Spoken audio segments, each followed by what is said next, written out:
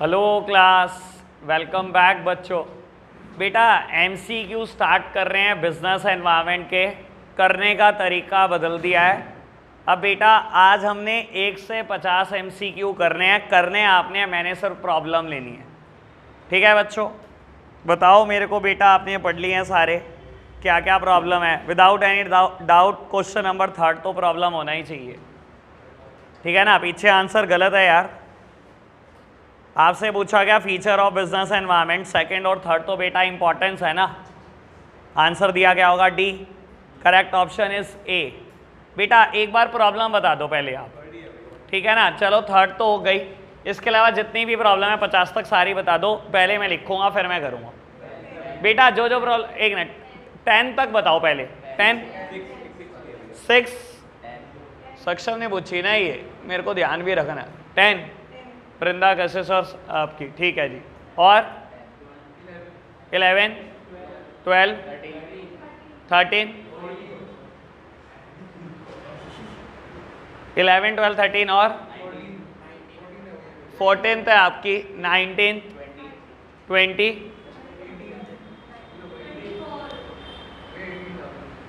18 और 24 26 21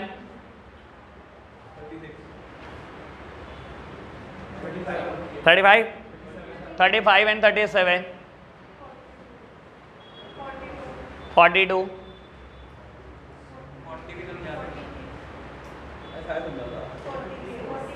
सर सारे नहीं होंगे, वो आप देखो आपने पढ़ाई करी है कि नहीं करी। इतने नहीं मैं ठेका उठा सकता, ठीक है ना। ठीक है, हाथ पकड़ सकता हूँ आपका, गला नहीं पकड़ा सकते आपको।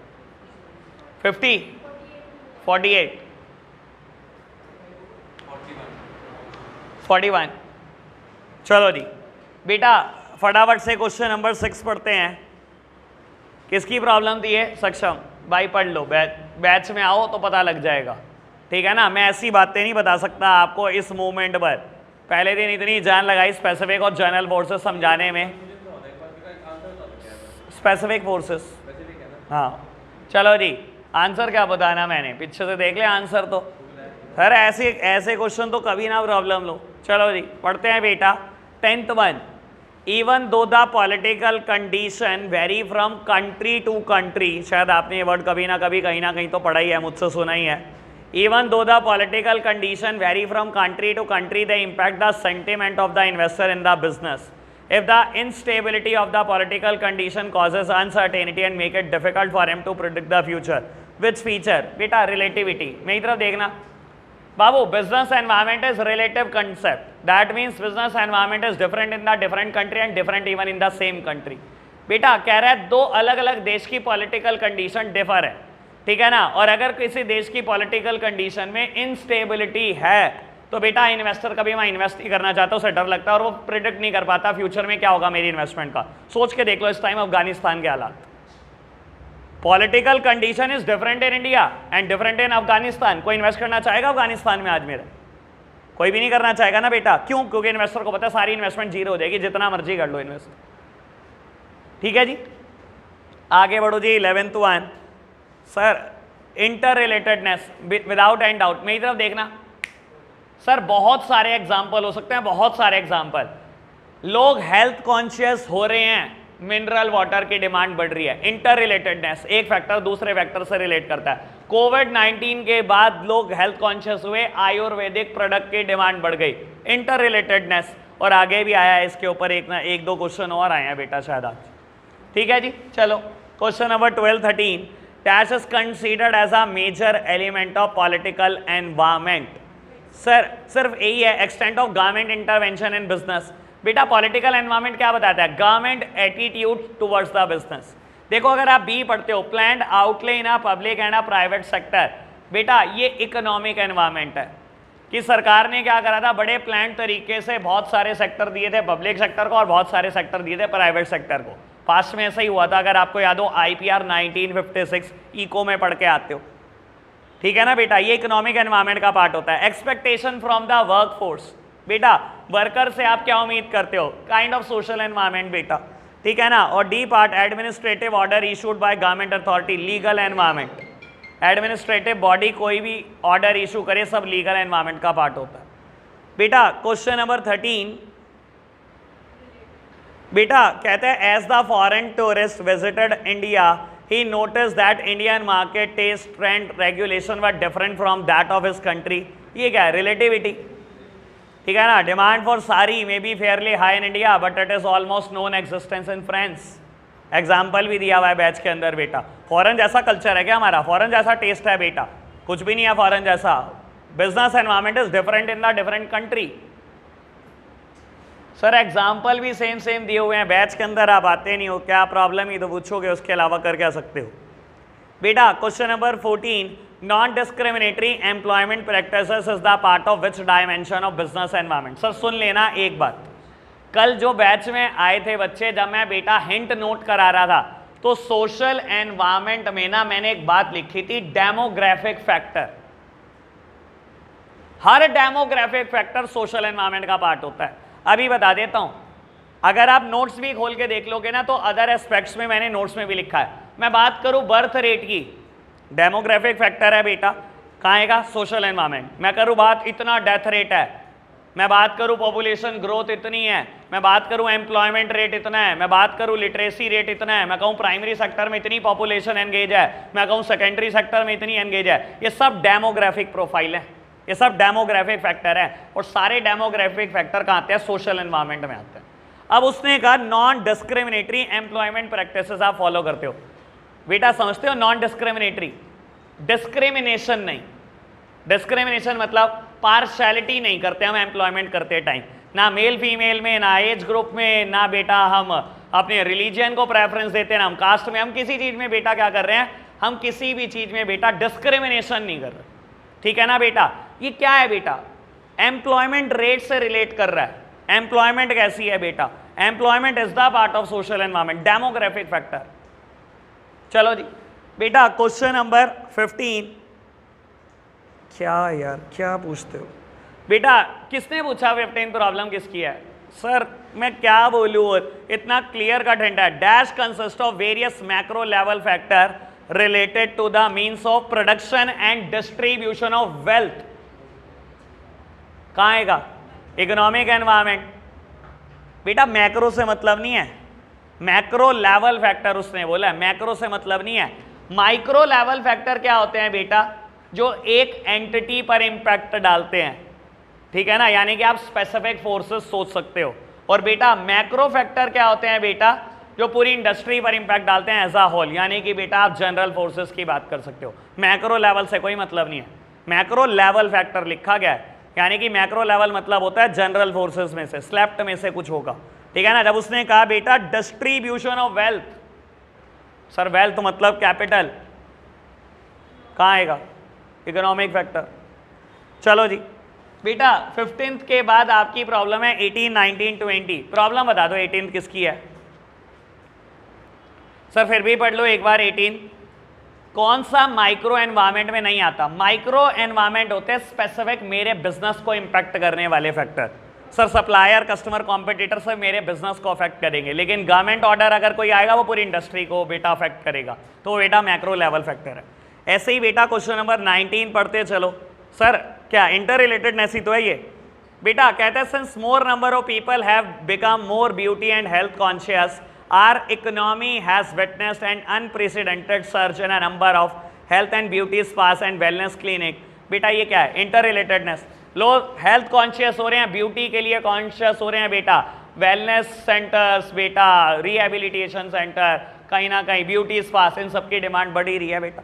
इंटर रिलेटेडनेस, एक फैक्टर दूसरे फैक्टर से रिलेट करता है बेटा। Question number 20th, dash is considered a major element of economic environment. Sir public debt, ठीक है ना, सरकार के ऊपर कितना कर्जा, ये इकोनॉमिक एनवायरमेंट का पार्ट है। बाकी सब पढ़ते चलो।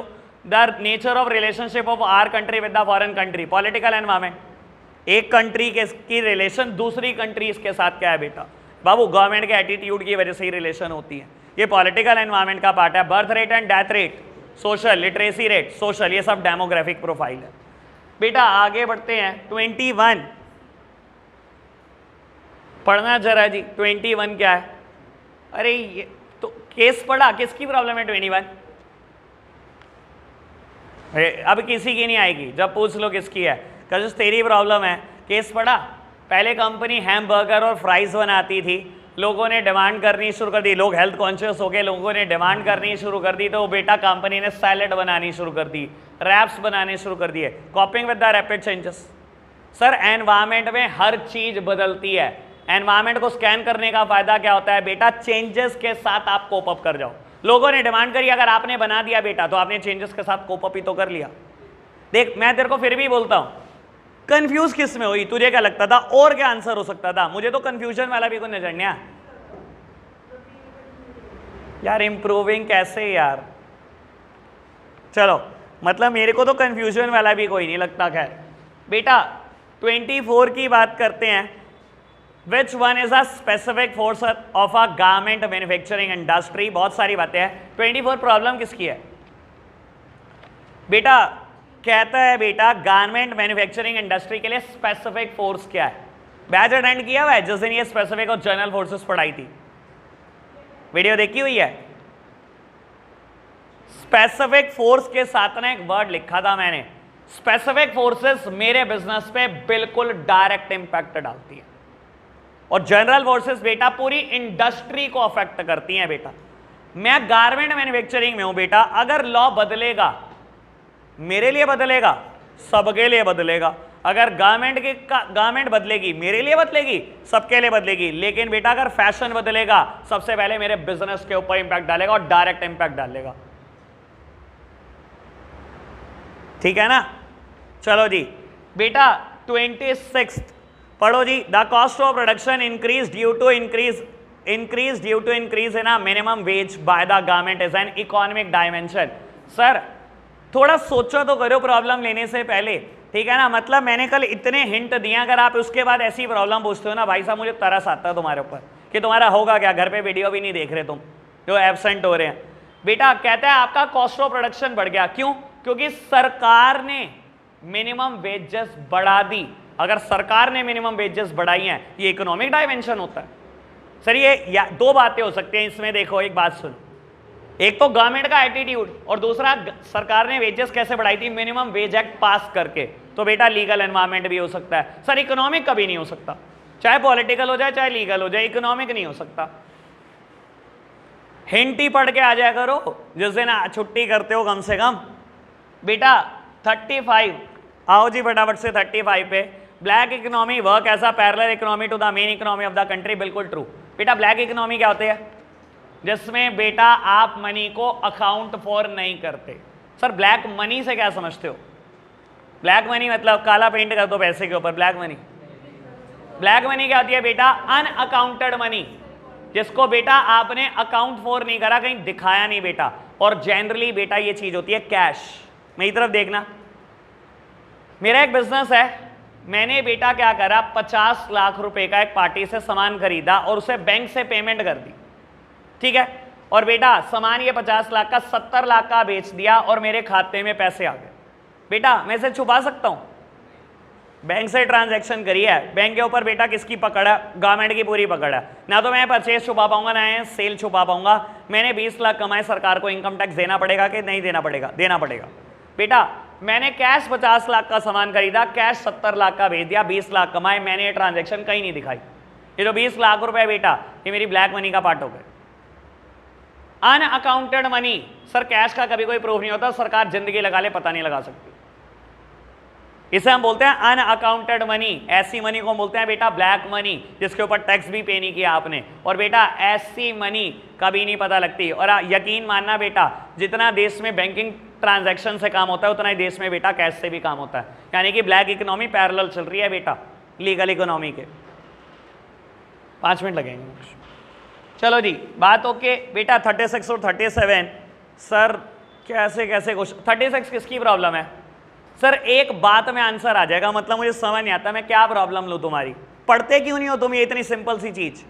सप्लायर एंड क्रेडिटर बेटा स्पेसिफिक फोर्स का पार्ट है, यानी कि बेटा ए का आंसर सेकंड है। अब मैंने तो अगला पढ़ा भी नहीं बेटा, बी ऑप्शन हो गया। ठीक, खत्म कहानी। क्या मैं करूं इनका? 37 प्रॉब्लम आना जायज है, ये तो बेटा सबकी भी होनी चाहिए थी प्रॉब्लम। बेटा इसका आंसर डी है, बिल्कुल सही। बेटा Rajasthan government has developed surveillance network using latest satellite technology. Using latest satellite technology. मैंने कुछ भी नहीं पढ़ा बेटा। राजस्थान गवर्नमेंट, समझ सकते हो बेटा, पॉलिटिकल एनवायरमेंट, और बेटा क्या कर रहे हैं, लेटेस्ट टेक्नोलॉजी का इस्तेमाल कर रहे हैं, टेक्नोलॉजिकल एनवायरमेंट। सी आंसर नहीं है बेटा, आंसर इज डी।